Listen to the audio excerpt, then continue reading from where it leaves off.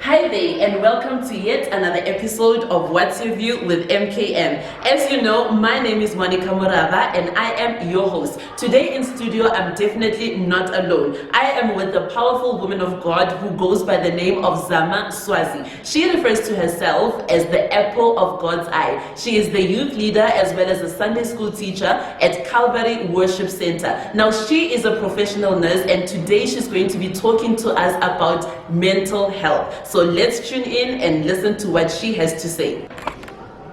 So Zama, welcome to our studio. Thank you very much. How are you doing today? I'm very well, thanks. I'm blessed. Amen, amen, amen. Now, we mentioned that you are actually a professional nurse. That I am. What inspired you to go into this field? Nursing is who I am. Okay. I am a nurse. Okay. So it was natural. It was a natural flow of things. It was. I think I even told my mom that I'm a nurse before I went to study. Wow. And doing it by the book is actually frustrating because you can never teach someone to care. You just care from your heart. You care. Yeah. But then you get to be taught how to care for a certain thing. I see. You then you go for nursing school to get taught to care for a wound, to care for emotions, to care for, this and that. Oh, wow. But nursing is who I am. Wow. So when you went into nursing, was there a particular field that you wanted to focus on, or did you just go into nursing as nursing in general?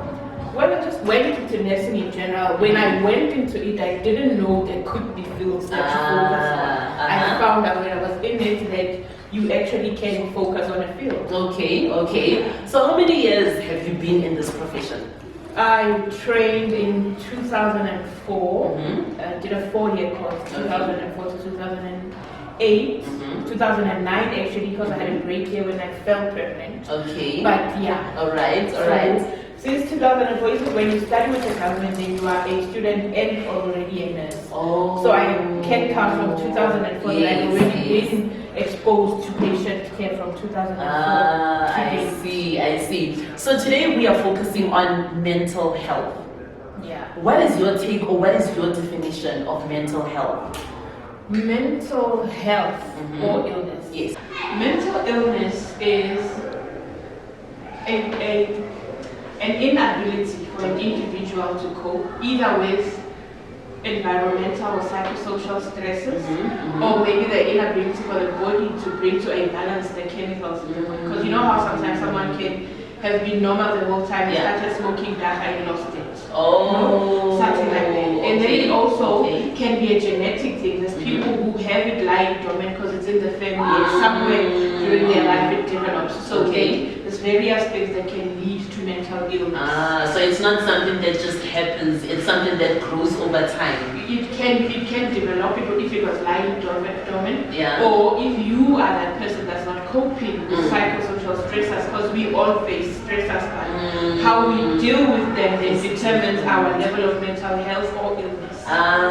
Okay. So being a person that has been, in the mental health facility, what would the challenges be for you personally? I mean, you are dealing with all these different people with different kinds of mental illnesses. Does that ever have a personal impact on you as an individual? Impact mainly in how it can be mismanaged because it is looked upon as something that's not nice to have. So someone can come and pretend to have a different problem from what they're having. So then they get mismanaged. And then when things are now out of hand, it's then that you actually see the real thing. And another impact that it can have on an individual is just the strain of it, because you're not dealing with something you can see and it's the brain. So you have to sit and listen and pinpoint problems as a person is speaking. So it can be a bit strenuous, but if it's something you love, then it's also challenging. It helps you see people on a broader spectrum to say, okay, people don't always cry because people are pain. Sometimes people cry because they just cry, and they also don't know why they cry. So you learn a whole lot of things by how you interacting with a mentally ill person. They also are different person to person with the same diagnosis. You deal with different people. So now society has somehow, I don't, for lack of a better word, isolated or boxed mental illness. Yeah, stigmatized it, yes. Most of the time, if someone has mental illness, you would then hear the things, Sahore, you know, witchcraft is involved or something like that. What is your take on that? That's a very good question, Mo, because I think we all know there's an old lady somewhere. There's been too many old ladies that have been killed for witchcraft when they were just demented. You know, I think it also goes back to how our community is not really well informed about these things.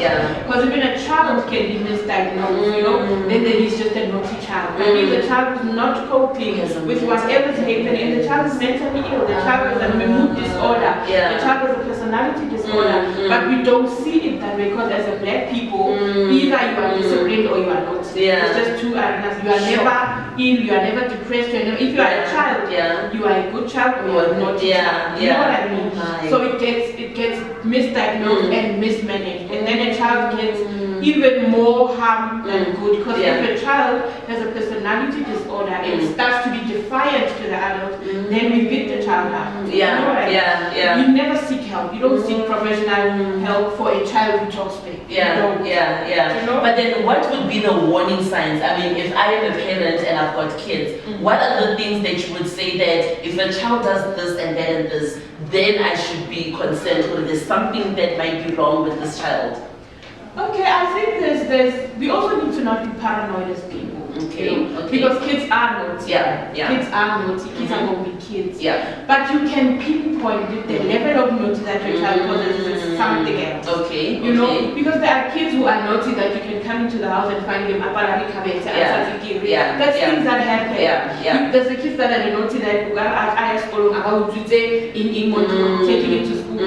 But there are kids who are the naughty that is just, you don't even get it. They say, okay, he was found trying to rape his little sister.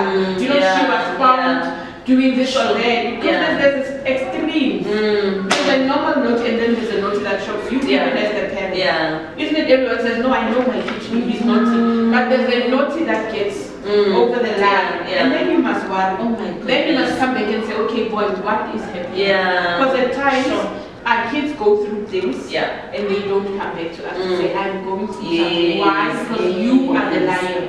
So you are not approachable. As we do also with our elderly. Your mother starts to lose memory and she starts speaking funny. She irritates you. She's getting dementia and she irritates you. So she gets worse. And before she gets treatment, she's already been to other people's houses, she's been naked in the street, she's been in a train, she's been in a bath, and she's even been raped and she doesn't even know it. Because we have not given ourselves time to actually look at mental health or illness as a real thing. I feel like mental illness is so broad. What are the maybe, let's say, if you can just mention maybe a few that fall under mental illness?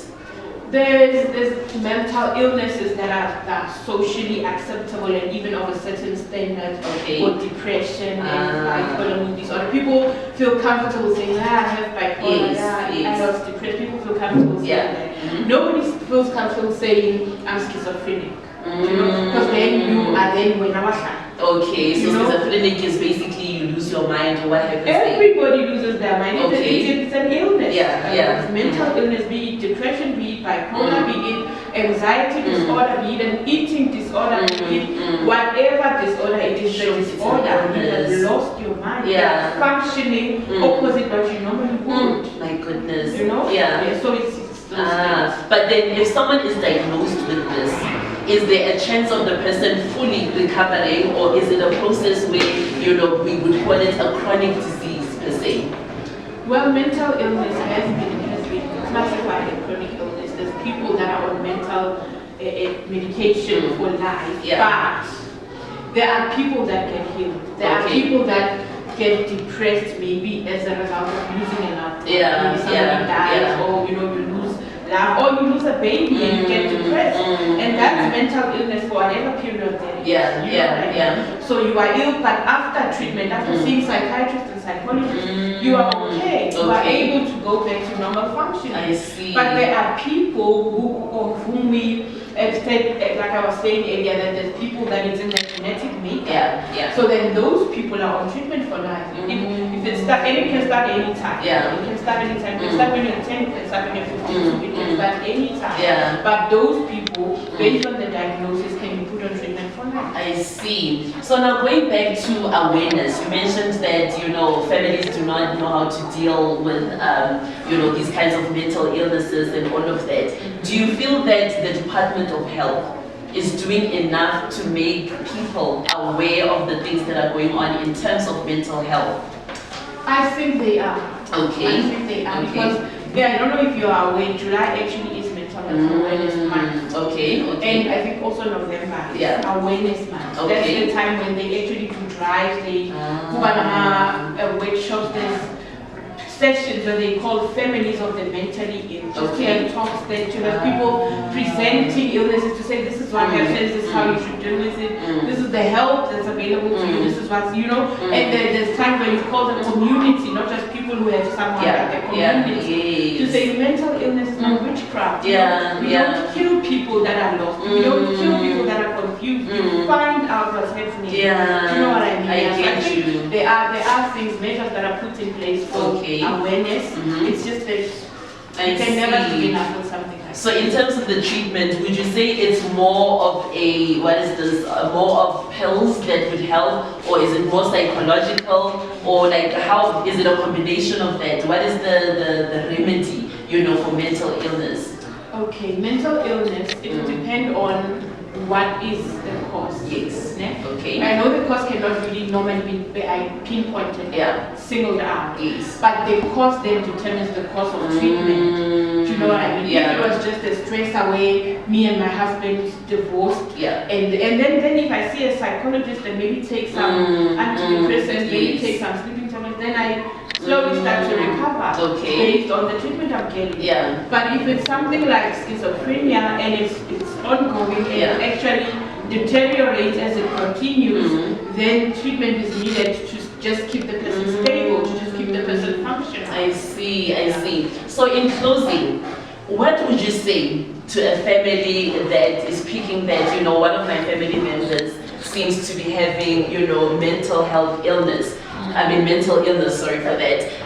What would you say to that family, you know, because now they are panicking and they are afraid of the reaction of the community and all of that. What advice would you give? What steps is it that they can take in regards to, you know, making sure that the person is protected first of all, and secondly, the person receives the proper treatment?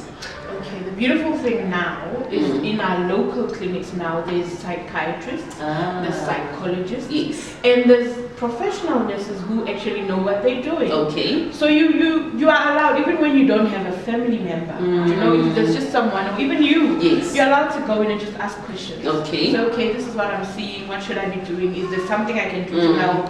How can I help the person? I see him do this, do that, you know? Instead of waiting for a person to be breaking windows for us to say, no, it's not okay. You know, if you live with someone, you know them. You know their patterns, you know. So now the next thing someone starts to sleep a lot more or sleep a lot less or eat more or less. Like the behavioral change must tell you something is not right. And if you can't get through to the person, then you seek help. Seek help. But we are the first line of help that our families, our friends will ever have. Because if you can't help me in the house, how am I going to trust you to take me to help? You know? But if you make me comfortable, if you make me realize that you see me first as a person, then as a person who needs help. I hear you. Thank you so much for touching on this sensitive topic that especially we as Africans, you know, we are so, we do not want to talk about mental health, illnesses or anything, you know, we feel that, you know, we're going to be shunned or anything or something like that. So thank you so much for coming through to talk about this, and I hope that we have also learned a lot from this as well. I hope we know that if we should be in a situation like that or know of someone that is going through a mental illness, do not cast the person away.